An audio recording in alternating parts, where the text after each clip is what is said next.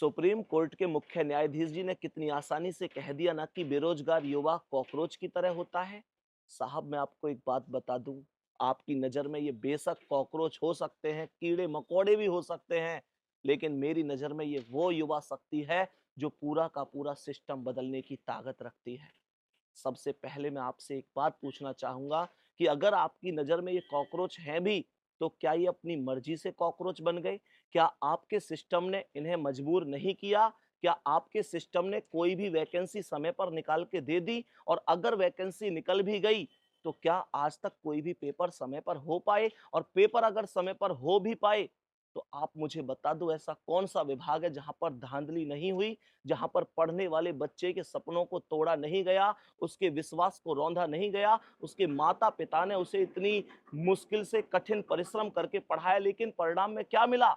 उसका centre 700 kilometre दूर भेज दिया गया। सेंटर पर जाकर पता चला कि पेपर पहले ही आउट हो गया है। अब साहब एक बात बताता हूं कि जब एक बच्चा फॉर्म भरता है ना, तो वो केवल एक बच्चा फॉर्म नहीं भरता, उसके घर के सपने, घर की परिस्थितियां, माता पिता की उम्मीद, सब लोग फॉर्म भरते हैं। लेकिन बदले में उसे क्या मिलता है? कितनी आसानी से कह देते हैं ना कि अगर बच्चा होशियार होगा तो पेपर दोबारा दे लेगा।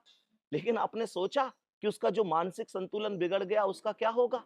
उसके पिता ने कहां से लाकर फीस का इंतजाम किया होगा? वो कैसे दोबारा वो सारी जरूरतें पूरी कर पाएंगे? इतनी दूर वो जब सेंटर पे पेपर देने गया था तो उसने किराए का इंतजाम कैसे किया होगा? क्या सोचा आपने?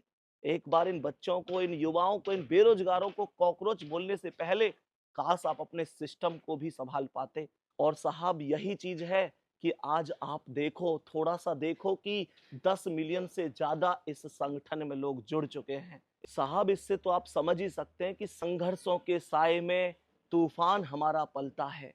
जिस ओर जवानी चलती है उस ओर जमाना चलता है, उस ओर जमाना चलता है।